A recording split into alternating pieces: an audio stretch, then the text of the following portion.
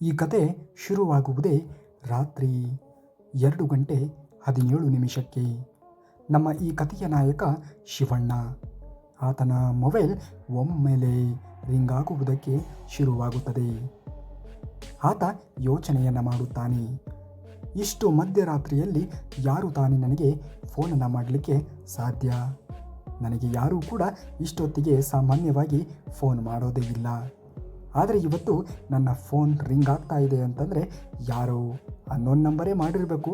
ಆದರೂ ಕೂಡ ಕೇಳೋಣ ಪಾಪ, ಯಾರು ಮಾಡಿದ್ದಾರೋ ಏನೋ ಅನ್ನೋದಾಗಿ ಯೋಚನೆಯನ್ನು ಮಾಡುತ್ತಾ ತುಸು ತಡವಾಗಿ ಫೋನ್ನ ರಿಸೀವ್ ಮಾಡ್ತಾನೆ.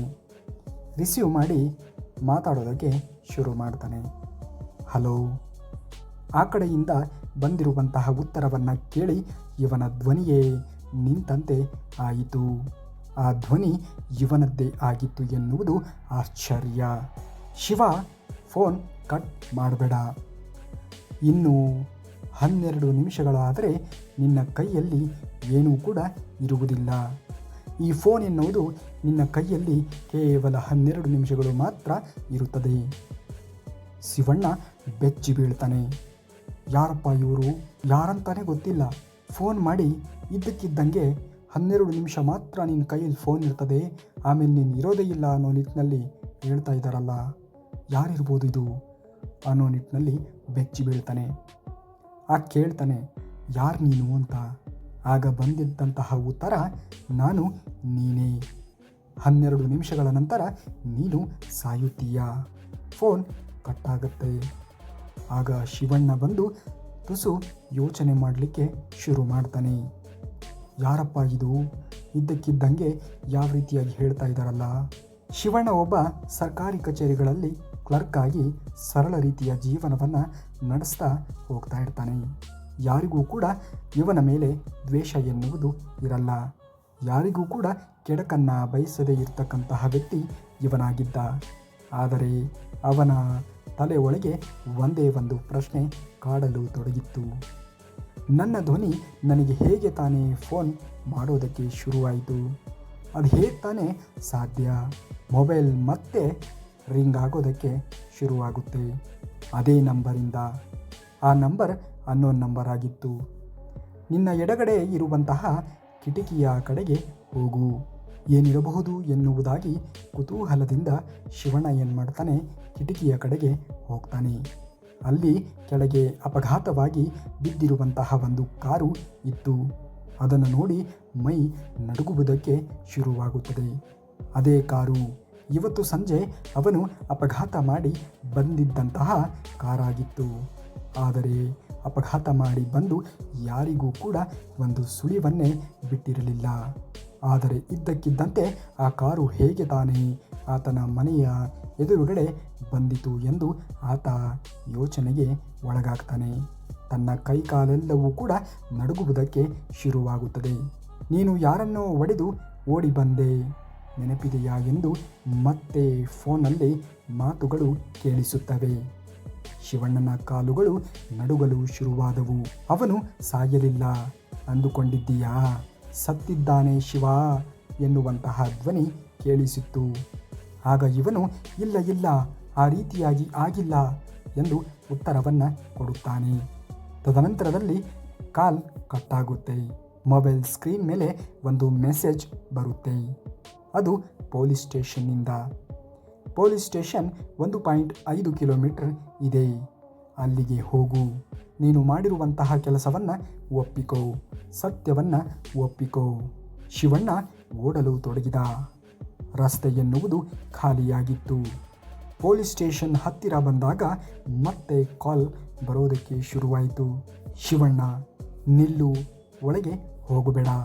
ಆಗ ಶಿವಣ್ಣ ನೋಡಿ ಆಶ್ಚರ್ಯಕ್ಕೆ ಒಳಗಾಗ್ತಾನೆ. ಯಾಕೆ ಹೋಗಬಾರ್ದು? ನೀನು ಒಳಗೆ ಹೋದರೆ ಸಾಯುವುದು ನಾನು ಅಲ್ಲ, ನಿನ್ನ ಹೆಂಡತಿ. ಶಿವಣ್ಣ ಉಸಿರು ನಿಂತಂತೆ ಆಯಿತು.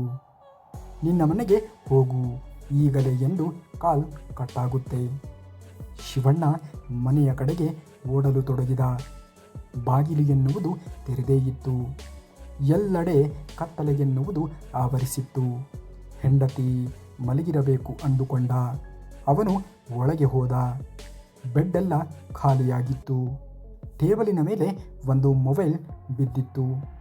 ಅದು ಅವನ ಹೆಂಡತಿಯ ಮೊಬೈಲ್ ಆಗಿತ್ತು. ಆಶ್ಚರ್ಯದಿಂದ ಗಮನಿಸುತ್ತಾನೆ. ಅರೆ, ಇಲ್ಲೇ ಮಲಗಿದ್ದಳಲ್ಲ, ಎಲ್ಲಿ ಹೋದಳು ಎಂದು ಆಶ್ಚರ್ಯಕ್ಕೆ ಒಳಗಾಗ್ತಾನೆ. ಯಾರು ಬಂದು ಏನು ಮಾಡಿದ್ರು? ಯಾರಾದರೂ ಬಂದು ಕಿಡ್ನಾಪ್ ಏನಾದರೂ ಮಾಡಿಕೊಂಡ್ರಾ ಅನ್ನೋ ರೀತಿಯಲ್ಲಿ ಯೋಚನೆಯನ್ನು ಮಾಡುತ್ತಾ ತುಸು ಮೆಲ್ಲನೆ ಆ ಟೇಬಲಿನ ಬಳಿಗೆ ಬರುತ್ತಾನೆ. ಅಷ್ಟರಲ್ಲಿ ಆ ಟೇಬಲಿನ ಮೇಲೆ ಇರುವಂತಹ ಮೊಬೈಲ್ನ ಸ್ಕ್ರೀನ್ ಆನ್ ಆಗುತ್ತೆ. ಅದರಲ್ಲಿ ಒಂದು ವಿಡಿಯೋ ಪ್ಲೇ ಆಗುತ್ತೆ. ಆ ವಿಡಿಯೋದಲ್ಲಿ ತನ್ನ ಹೆಂಡತಿ ಮಾಡಿರುವಂತಹ ಕಣ್ಣೀರಿನ ಒಂದು ವಿಡಿಯೋ ಆತನ ಎದುರಿಗೆ ಭಾಸವಾಗುತ್ತೆ. ಶಿವ, ನೀನು ಕೇಳುತ್ತಾ ಇದ್ದೀಯಾ? ನಾನು ಮಾತನಾಡುತ್ತಾ ಇರುವುದು. ಅವನು ನಿಜ ಹೇಳುತ್ತಿದ್ದಾನೆ. ನೀನು ಅಪಘಾತ ಮಾಡಿದ್ದು ನನಗೆ ಗೊತ್ತಾಯಿತು.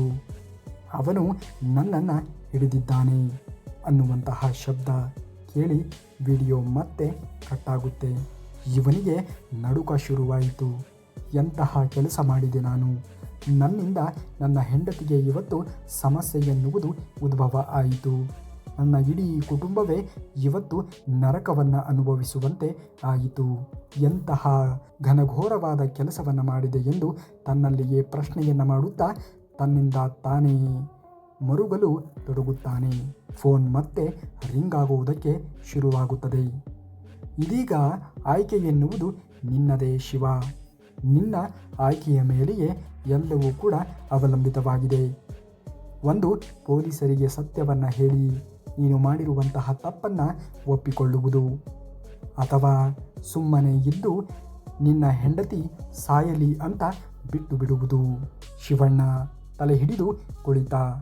ಅವನಿಗೆ ನೆನಪಾಯಿತು, ಅಪಘಾತವಾದ ವ್ಯಕ್ತಿ ಒಬ್ಬ ಸಾಫ್ಟ್ವೇರ್ ಇಂಜಿನಿಯರ್ ಆಗಿರಬಹುದು. ಮರಣಕ್ಕೂ ಮುಂಚೆ ಅವನು ಹೇಳಿದ್ದ, ನಾನು ಸಾಗಲಿಲ್ಲ, ನಿನ್ನ ಇಡೀ ಜೀವನವನ್ನೇ ನಾನು ಕೊನೆ ಮಾಡುತ್ತೇನೆ ಎಂದು.